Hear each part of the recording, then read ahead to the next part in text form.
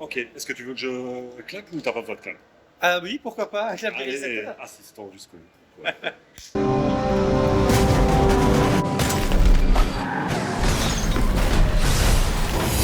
Julien Henry, bonjour. Nous Bonjour. sommes ici au Brief pour le Brussels International Film Festival 2023. Votre film qui s'appelle Se cracher pour exister vient d'être projeté. On sort là à peine de la salle avec le Q&A qui s'en est suivi. Merci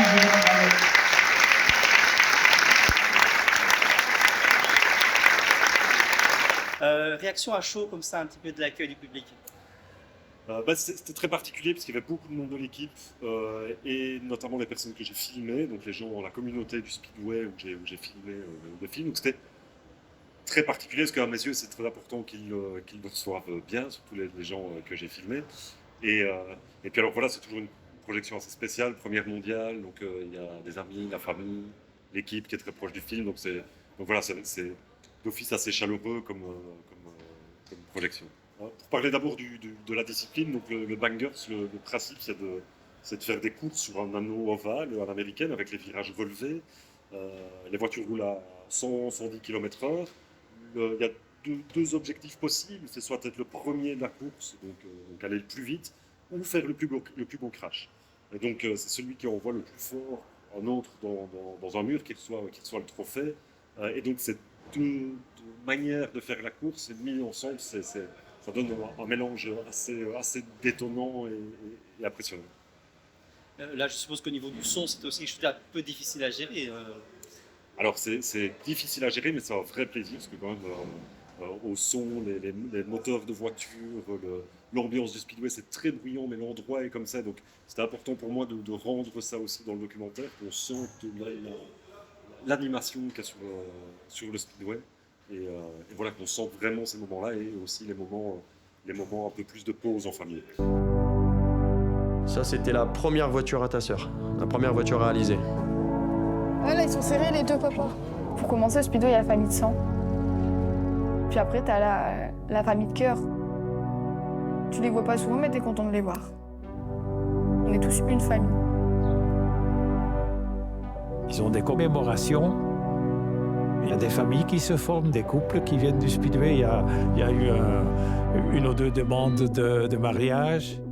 Oui, parce que ce n'est pas qu'un documentaire tonitruant où il y a de la casse à tout va. Il y a également des vrais personnages, enfin des personnes, hein, parce que c'est un documentaire que vous accompagnez, et des moments de pause, comme vous le dites, on découvre un petit peu leur passion. C'est quelque chose qui, malgré l'interruption donc, de ce speedway, qui reste dans leur quotidien. Oui, tout à fait. Donc effectivement, ce qui m'intéresse au-delà des courses, c'est même dès le début, dès que j'ai commencé à faire des photos, je ne faisais pas de photos des courses, mais je faisais des photos dans les paddocks des gens, donc qui travaillent, les mécanos, des pilotes. Et le documentaire est vraiment orienté sur eux. C'est eux, je trouve, la vraie magie de ce sport. Bien sûr, il y a tout le côté sportif et impressionnant, mais c'est surtout ce qui se passe dans les paddocks. Le côté familial, le côté transgénérationnel qu'il y a dedans, et le côté famille de cœur et de sang, puisque c'est vraiment entre teams, ils s'aident à réparer les voitures entre les courses pour repartir sur la course d'après et casser plus belle la voiture. Mais le sport est là aussi. Et qui parle finalement de ce terroir qu'on connaît peu, en fait, vous apportez au public une redécouverte de leur pays finalement. Complètement. En fait, la région où se trouve le speedway est très particulière, puisque c'est une enclave wallonne en Flandre et qui est collée à la frontière française. Donc c'est vraiment une toute petite zone où on parle français, collée à la frontière française, au milieu de la Flandre.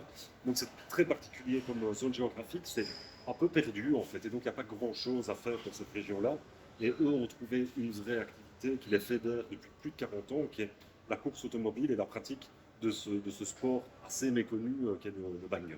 Alors, au niveau esthétique, alors bon, le documentaire a aussi ses codes, hein, mais est-ce qu'il y avait des choses que vous vouliez absolument montrer à l'image, voilà, avec un visuel particulier? Alors, à l'image, je voulais qu'on sente les couleurs, je voulais qu'on sente les odeurs. C'est très important parce que j'ai quelque chose. Et en sortant de la salle avec quelqu'un qui m'a dit, ah, j'ai retrouvé les odeurs qu'il y avait là-bas. Donc, il y a un peu ça, une texture dans l'image aussi. Je voulais que ce soit. L'image est cadrée en 2,39, donc format cinéma, pour magnifier un peu ces gens et cette discipline. mais je voulais de la crasse, que ça accroche. Donc on a pas de pare-soleil sur la caméra, par exemple, que la lumière rentre directement dans l'objectif.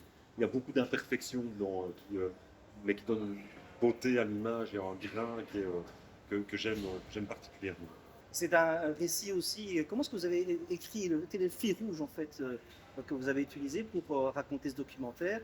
Alors, c'est effectivement très difficile de garder un fil dedans. Parce que déjà, comme j'aime beaucoup ce lieu et ces gens, il y a énormément de choses à raconter. Donc, je suis parti, en fait, à la base du documentaire, je suivais 3 personnages, Alexis, François et Alizée, de la même façon. Et il s'avérait qu'avec Alizée, elle avait une vision sur le speedway qui était assez proche de la mienne, en fait. Et donc, j'ai utilisé Alizée comme porte-voix de mon point de vue. C'était un peu sa sensibilité féminine par rapport au speedway, par rapport au sport, par rapport aux gens, me correspondait assez bien. Et donc, au final, en montage, on a utilisé, si je puis dire, Alizée pour déployer les autres personnages du speedway. Donc, l'écriture s'est faite, comme souvent, je pense, à l'écrit avant dans les dossiers, pendant le tournage. Et enfin, il y a eu un dernier travail important en montage avec Cédric Zonen et la collaboration de John Pirard pour trouver aussi la voix de ce film. Et voilà, le fait de suivre Alizée et de déployer le récit à partir d'elle a été un peu ma grande révélation pendant le montage. Pour garder l'accélérateur tout le temps à fond pour arriver dans une voiture, faut pas du tout avoir peur, faut complètement être déglingué du cerveau. C'est une communauté qui fédère des filles, des garçons, des femmes, des hommes. Quels sont les plus jeunes en fait conducteurs? Alors, on peut rouler sur le speedway à partir de l'âge de 16 ans avec une décharge des parents. Et donc, dans le documentaire, on a 2 jeunes qu'on voit préparer des voitures, d'ailleurs de façon assez impressionnante, puisque c'est des génies de la mécanique. On les voit même déplacer leur voiture avec des camions grues qui manipulent tout seuls. C'est vraiment des petits génies de la mécanique. Et dès leurs 16 ans, ils peuvent rouler sur le speedway. Mais il y a déjà des autocross avant où ils peuvent rouler dès l'âge de 10 ans. Donc, ils sont déjà initiés au volant. Dans le documentaire, on est parti à un rallycross où d'ailleurs un des jeunes qui avait 14 ans au moment du documentaire a fait s'élancer pour faire un tonneau parce qu'il voulait se cracher pour la plus grande fierté de ses parents d'ailleurs. Et on voit que les bébés sont aussi déjà, pas au volant, mais en tout cas, ils ont déjà tout l'univers autour d'eux. Complètement. Ils vivent baignés dans cet univers et dans l'univers de Bangers. Eux sont nés quasiment sur le speedway. Il faut savoir que quand il y a une naissance, le baptême, ils le font sur le speedway. Il y a des mariages des fois qui se font où la mariée vient faire un tour d'honneur sur la voiture. Quand je parle de communauté, c'est vraiment, ils ont des rituels et en fait, ils ont une adhésion très forte et cette adhésion se fait au travers de ce speedway. C'est grâce à ce speedway qu'ils se connaissent. C'est un peu comme une grande famille où ils se retrouvent là-bas. Alors, ils ne s'aiment pas tous nécessairement, mais directement, je veux dire, mais ils aiment tous se retrouver sur ce speedway dans les paddocks pour faire la fête et puis sur la piste pour se battre presque directement. Bon les gars, on va fermer. Pour le moment, on n'a plus le droit de rouler. Juste pour une histoire de papier administratif et nous, on n'en a rien à secouer. On a appris la fermeture du speedway il y a tout juste 1 an et demi au jour d'aujourd'hui. Donc le film s'est terminé complètement il y a 1 mois. Donc on a fait en 1 an et 4 mois, on a écrit, financé, tourné et monté le film. Donc, et tout ça, c'est un peu entremêlé. J'ai eu des producteurs très très courageux qui ont avancé dans le processus sans les financements et des producteurs qui ont eu le bon flair et la niaque nécessaire pour aller chercher les financements et boucler le budget. On a pu boucler le budget avant la fin du tournage, donc c'était plutôt chouette, mais c'était très rapide. Un des grands problèmes qu'il y avait, c'était un chemin vicinal qui traverse ici le circuit. Juridiquement, il n'existe plus, mais il est toujours dans les plans. Mais on va faire quoi de nos week-ends? Tu vas rester au chaud avec ton amoureux dans ton fauteuil, hein? Tu voulais faire un enfant, tu pourras le faire. Si le speedway il ferme, vraiment, je pense que je pleure. Je serai anéantie.